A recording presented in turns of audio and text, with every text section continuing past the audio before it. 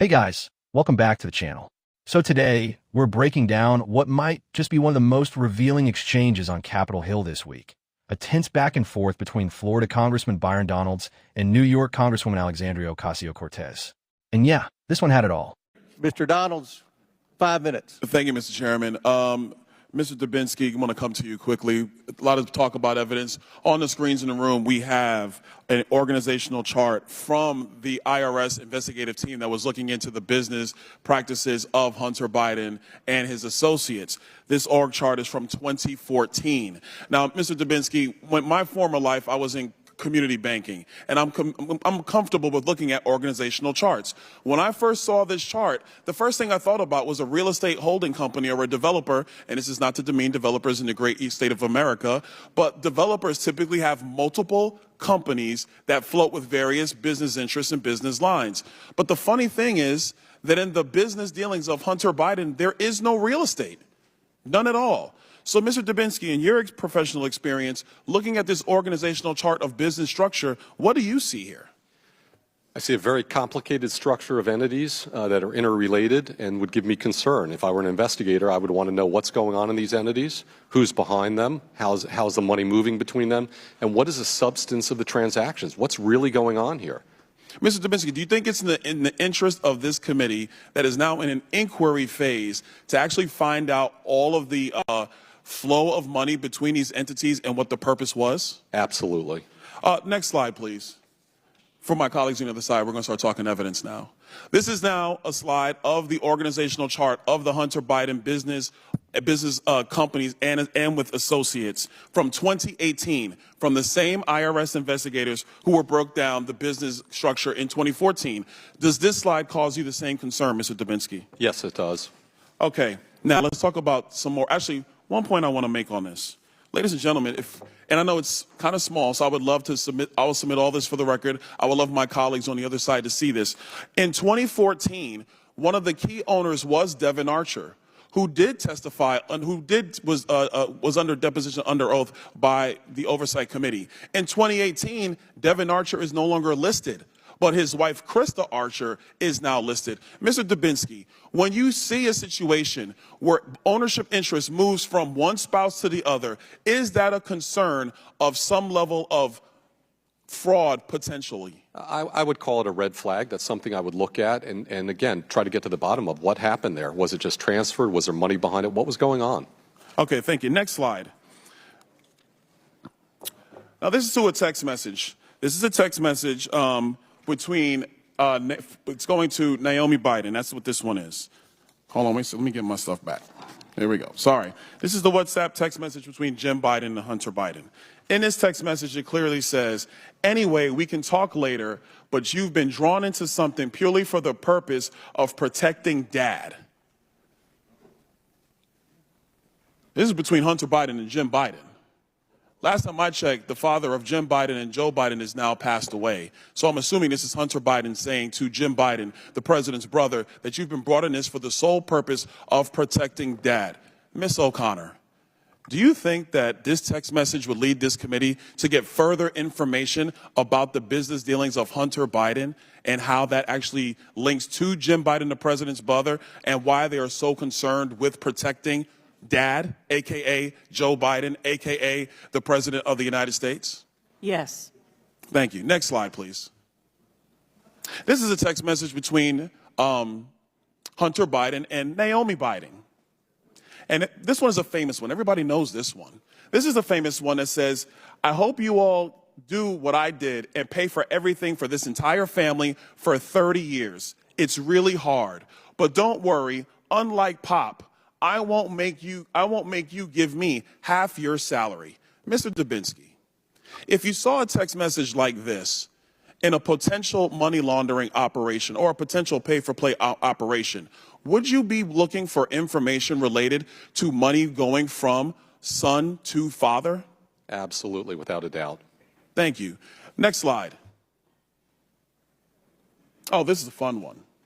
Ladies and gentlemen, this one is from 2018. This is about 4 months before Joe Biden launched his campaign for president of the United States, December 2018. The highlight is, this is a text message between Jim Biden and Hunter Biden. Hunter Biden was in a bad way, by the way. He was really strung out. He lost a bunch of money. He needed help. Jim Biden says, this can work. You need a safe harbor. I can work with your father alone. It'll probably take several months and everybody can read the text. Ms. O'Connor, Mr. Dubinsky, if you saw text messages like this between the president's brother and the president's son, wouldn't you be concerned about them trying to give plausible deniability for the president of the United States to not have any knowledge of said business dealings?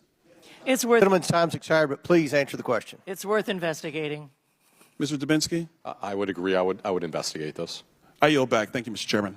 Enter AOC. And you can always tell when she's about to launch into a speech because she starts with that thank you, next slide tone, half procedural, half performance. AOC's point wasn't about the content of the messages or the ethics of what they suggested.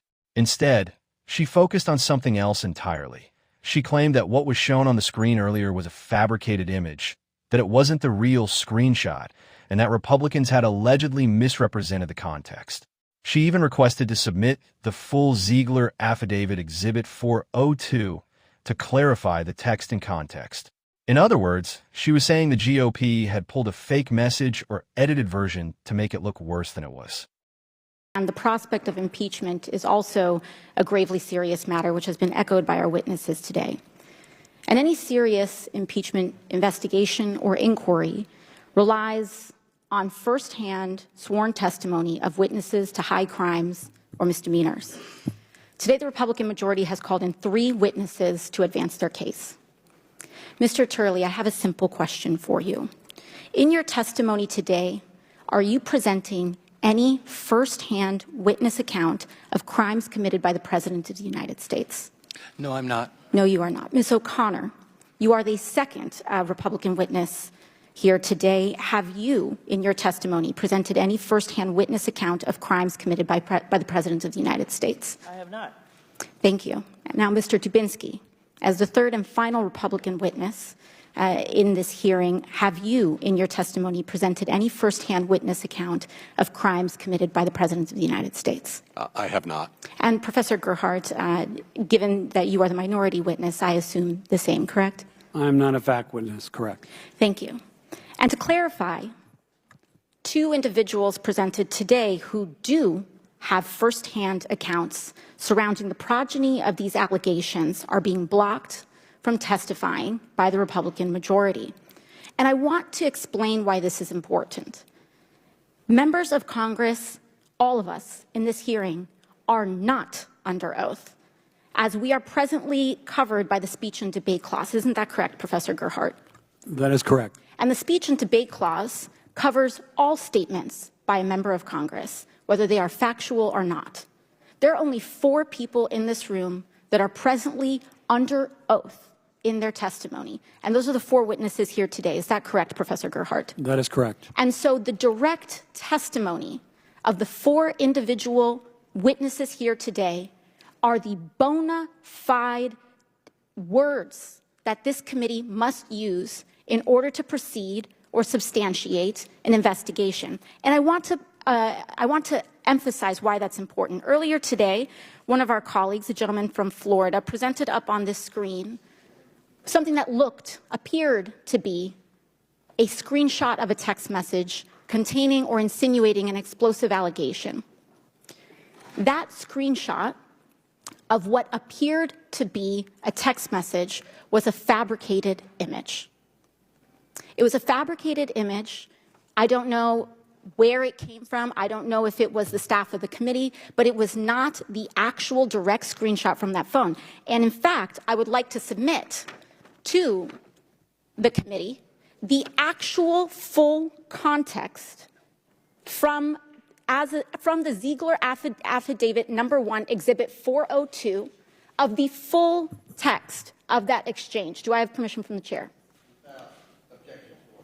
Importantly, what was brought out from that fabricated image excluded critical context that changed the underlying meaning and allegation that was presented up on that screen by this committee and by members of this committee. Now, they are well within their right to do that. because they are covered by the speech and debate clause.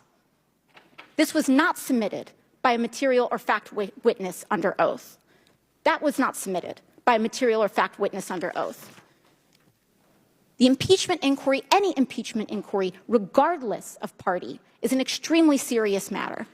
Professor Gerhardt, in the impeachment inquiry into President Clinton, were there key fact witnesses that were presented during those proceedings?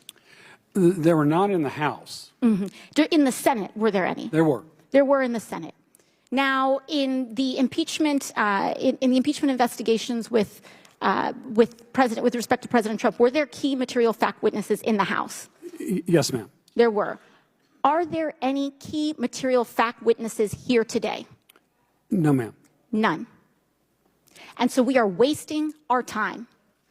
When we talk about a threshold of an impeachment inquiry, was there a House floor vote that had a majority of members of Congress that opened an impeachment inquiry into President Clinton? There was. There was. Was there a full House floor vote opening an impeachment inquiry into President Trump? In 2019. Is there one here for this one? Not for this one. There is not one here for this one. This is an embarrassment. An embarrassment to the time and people of this country.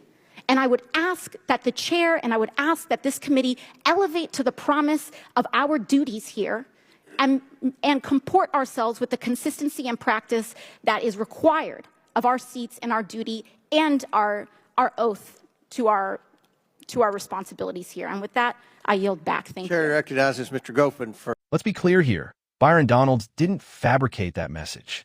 What he showed came from existing evidence tied to the Hunter Biden records, the same trove of material that's been at the center of years of investigations, IRS whistleblower testimony, and the now confirmed authenticity of the Hunter Biden laptop. So when AOC claims the slide was fabricated, what she's really doing is creating plausible deniability for the Bidens. It's the same move Democrats have used again and again. Shift the focus from the substance of the evidence to the presentation of the evidence. Make it about process instead of corruption. Because if they engage with what's actually in those texts, they'd have to admit something's very wrong about the way Hunter and Jim Biden were doing business, and possibly the way Joe Biden benefited from it. And look, it's not even about partisan gotchas here. It's about whether we can trust that the President of the United States wasn't entangled in his family's influence peddling operations. That question matters, no matter who's in office. But AOC's reaction was to immediately go on defense mode, claiming Republicans were misleading the public. She didn't challenge the possibility that Joe Biden's family was leveraging his name. She just attacked the way the evidence was displayed. It's like if someone caught you on camera doing something shady, and your response was, well, the lighting in that video is off, so it doesn't count. At the end of the day, what Byron Donalds did was exactly what oversight is supposed to be: ask questions. And what AOC did was exactly what the establishment does when it's cornered: attack the process, not the facts. This is why these hearings matter. Because if Congress can't even agree on what evidence looks like, how are we ever going to hold anyone accountable? Anyway, guys, that's my take, but I want to know what you think. Was AOC right to call out the image as fake? Or do you think she was just trying to distract from the Biden family's shady dealings? Drop your thoughts in the comments below. Make sure to like this video, share with your friends, and of course, hit subscribe. We're digging into more of these congressional moments all week long.